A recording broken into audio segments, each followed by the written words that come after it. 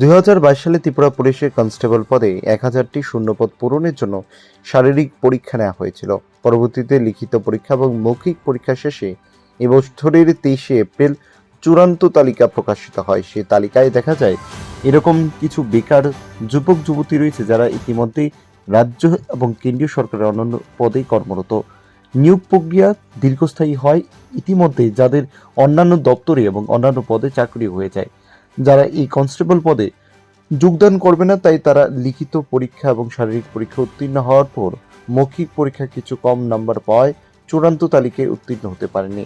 তাদের জন্য একটি ওয়েটিং লিস্ট ঘোষণা করে এবং রাজ্য সরকার যে নতুন করে আরও নিয়োগ করার ঘোষণা দিয়েছে তাতে অংশগ্রহণ করার জন্য তাদের বয়সে কিছুটা ছাড় দেওয়ার জন্য আজ রাজ্য পুলিশের ডিজির নিকট আবেদন জানায় তারা।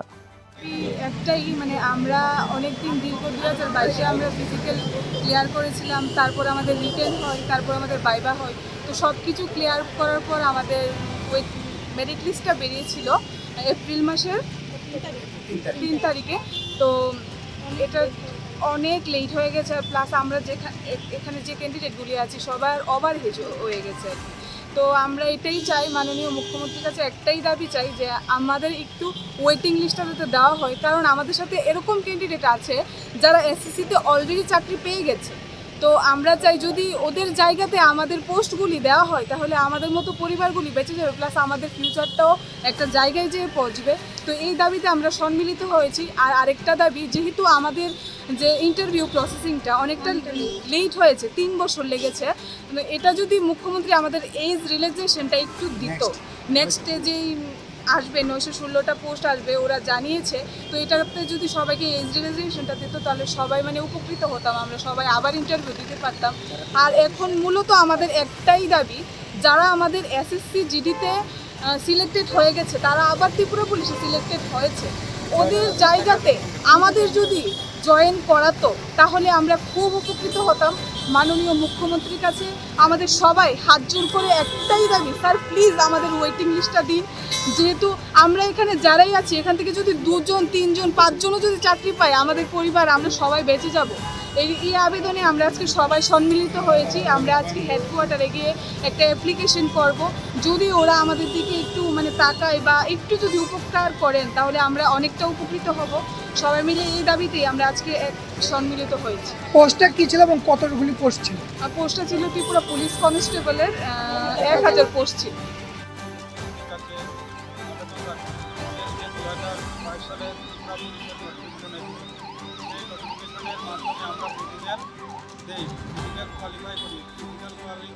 করার পর দীর্ঘ 1 বছর পরে আমাদের রিটেন এক্সাম হয়েছিল।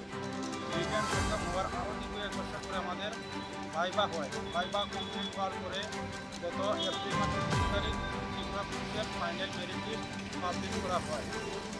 এই ফাইনাল মেরিট লিস্টে আমাদের অনেক পরিচিত বন্ধু বা ভাই বোনরা ত্রিপুরা সরকার এবং ভারত সরকারের বিভিন্ন চাকরিতে ওরা জব পেয়ে গেছে।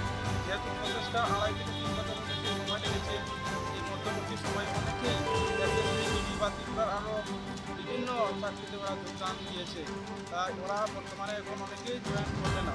সেই জায়গায় যদি আমরা যারা দীর্ঘ মেহনত করার পরে 1 নাম্বার বা 2 নাম্বারের কারণে আমরা ফাইনাল মেরিট লিস্টে আমাদের নামের তালিকা জায়গা করতে পারিনি, আমরা আমাদেরকে যদি ওয়েটিং লিস্ট দেওয়া হয় তাহলে আমাদের অনেকটা পরিবার উপকৃত হবে এবং আমরা আমাদের পরিবারের পাশে দাঁড়াতে পারবো। এটা আমি আপনাদের মাধ্যমে রাজ্যের মাননীয় মুখ্যমন্ত্রী ও ত্রিপুরা পুলিশের মহানির্দেশক মাননীয় ডিজিপি মহাশয়ের কাছে আবেদন জানাই। এছাড়া আমরা যারা 2022 সালে ত্রিপুরা পুলিশে 6000-এর মতো ক্যান্ডিডেট ফিজিক্যাল কোয়ালিফাই করে রিটেন কোয়ালিফাই করেছি 4975 জন। তাদের রিটেন কোয়ালিফাই করার পরে আমরা ভাইভাতে অ্যাটেন্ড করেছিলাম, কিন্তু আমাদের মার্ক কম থাকার কারণে আমরা ফাইনাল মেরিট লিস্টে আমাদের নাম আসেনি। তাই আপকামিং 916টা ভ্যাকেন্সি ত্রিপুরা রাজ্যে কিছুদিনের মধ্যে আসতে চলেছে, সেটাতে যেন আমরা যারা ভাইভাতে কোয়ালিফাই করতে পারিনি এবং ফাইনাল মেরিট লিস্টে আমাদের নাম আসেনি, আমাদের যেন ওয়ান টাইম এজ রিলেশন এর ব্যবস্থা করা হয়। কারণ আমাদের সকলেরই মনের ইচ্ছা আমরা ত্রিপুরা পুলিশে যাব, আমরা ত্রিপুরা পুলিশে ত্রিপুরা রাজ্যের আইন শৃঙ্খলার রক্ষা করব। সরকার আমাদের সময় দিচ্ছে, কিন্তু আমাদের বর্তমানে যে প্রসেসিংটা লেট হচ্ছে তাতে আমরা একটা ইন্টারভিউ একটারও বেশি দুবার দিতে পারছি না। তাই আমাদের সকলকে যেন ওয়ান টাইম রেজিস্ট্রেশনের ব্যবস্থা করে দেওয়া হয়, সেটা আমি আপনাদের মাধ্যমে রাজ্যের মাননীয় মুখ্যমন্ত্রী মহাশয়ের কাছে আবেদন রাখি।